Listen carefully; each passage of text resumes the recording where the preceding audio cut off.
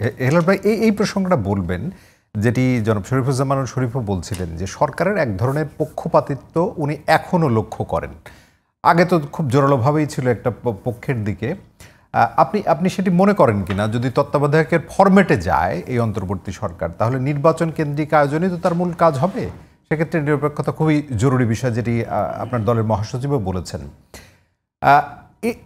এর মধ্যে কিন্তু অন্যান্য দল থেকে যেটি বলা হয়েছে, উপদেষ্টাদের পদত্যাগের কথাও বলা হয়েছে, জামাতে ইসলাম থেকে, এনসিপি থেকেও বলা হয়েছে। বিএনপি থেকে কি এরকম কোনো কথা বলা হয়েছে? আমরা তো বলছি যে উপদেষ্টাদের মধ্যে অনেকে দলীয় উপদেষ্টা আছে, বলেছি তো, এটা আমরাও বলেছি যে উপদেষ্টাদের মধ্যে কিছু দলীয় উপদেষ্টা আছে। তাহলে এই অন্তর্বর্তী সরকারের তার মানে সদস্য সংখ্যা পরিবর্তন হতে পারে, নতুন একটা রিফর্মের দাবিও কি সরকার যা আছে তাই।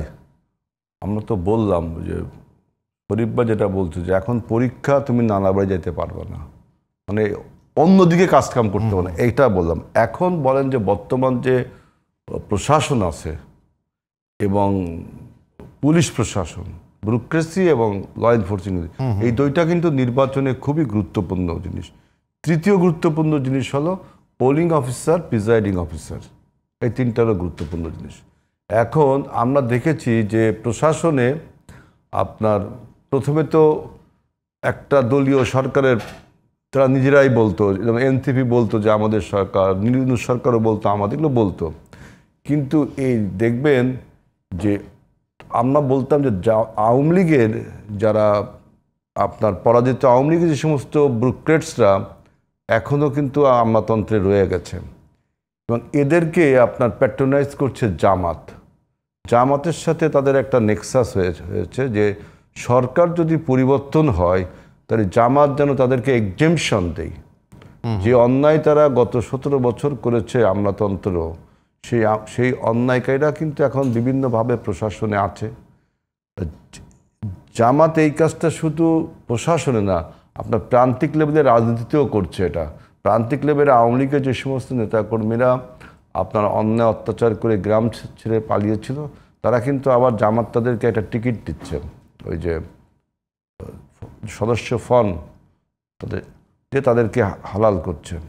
এবং এই কাজটা গত 12 মাসে প্রশাসনও তারা একই কাজ করেছে। এবং তাদের মাইন্ডের যে সমস্ত লোকজন গত 17 বছরে আওয়ামী লীগের ভিতর যে গুপ্তভাবে ছিল, যেটা আমরা ডাকসু নির্বাচনে দেখেছি যে ছাত্রলীগের ভিতর কিভাবে ছাত্র শিবির গুপ্তভাবে ছিল, প্রশাসনেও এইভাবে গুপ্তভাবে তারা মানে আওয়ামী লীগ সেজে ছিল। সুতরাং যারা জেনুইন আওয়ামী লীগার এবং যারা গুপ্ত আওয়ামী লীগ জামাত, এই দুইটার একটা নেক্সাস রয়েছে প্রশাসনে। মানে জামাত কি কারণে আসলে আওয়ামী লীগকে রক্ষার দায়িত্বটা আসলে কেন নিল?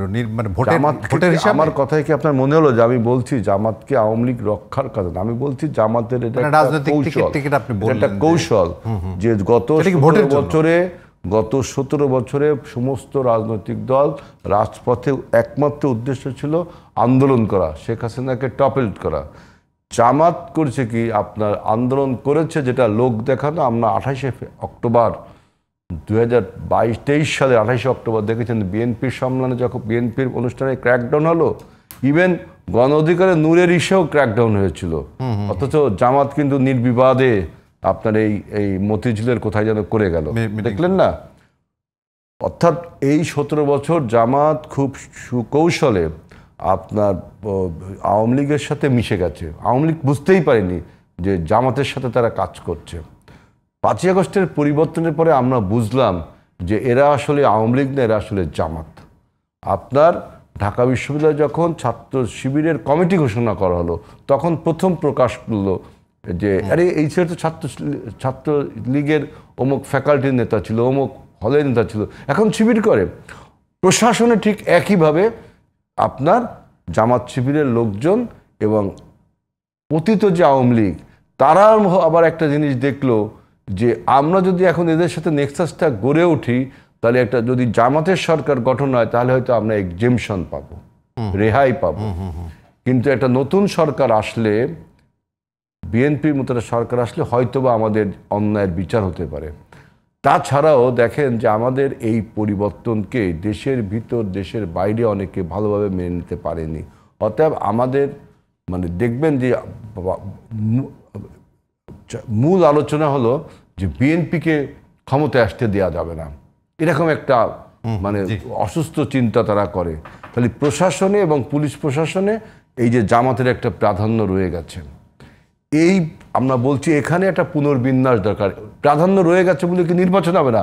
আমরা নির্বাচন চাই। আমাদের বিশ্বাস যে জনগণ এবং রাজনৈতিক কর্মীরা মাঠে যদি স্বতঃস্ফূর্ত ভাবে থাকে, এটা ফ্যাসিবাদের পুলিশও না, ফ্যাসিবাদের আপনার আমলাতন্ত্র না, মানুষ আপনার একটা সঠিক ভোটের দিকে যেতে বাধ্য হবে। তবুও আমরা বলছি, আজকেও আমরা দেখা করে বলে আসছি যে প্রশাসনে এবং পুলিশ প্রশাসনে পুনর্বিন্যাস দরকার, রদবদল দরকার। এখন আপনি দেখেন পোলিং অফিসার, প্রেজাইডিং অফিসার, আপনি এখন ইসলামী ব্যাংকের প্রেজাইডিং অফিসারকে দিচ্ছেন পোলিং অফিসার, কোথায় সুষ্ঠু নির্বাচন হবে ওখানে? আপনি একটা নির্দিষ্ট গোষ্ঠীর এনজিও কর্মকর্তাকে দিচ্ছেন পোলিং অফিসার, হবে নির্বাচন সেখানে সুষ্ঠু? এইসব বিষয় যদি কেউ করতে চায় তাহলে কিন্তু আপনার নির্বাচন।